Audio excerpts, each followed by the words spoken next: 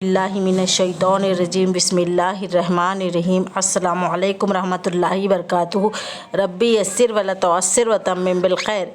आज हम लेंगे और कबे इशारे की मिसालें। अब हम पहली मिसाल देखेंगे क्या है। तानिकल उल्बतानी मली अतानी यानी वो दो डब्बे भरे हुए हैं।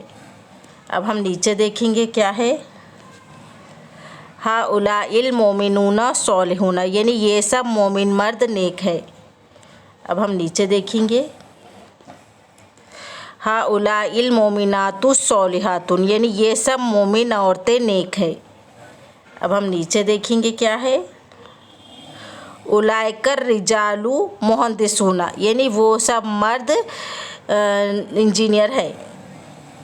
अब हम नीचे देखेंगे।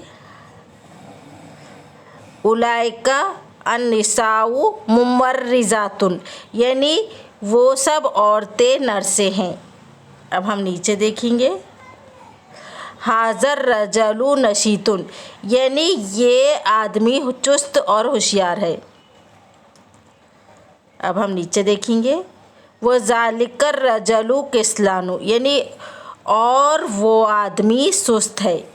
आज हम यहाँ तक की लेंगे। इसके आगे के एपिसोड में हम आपको बाद में बताएंगे।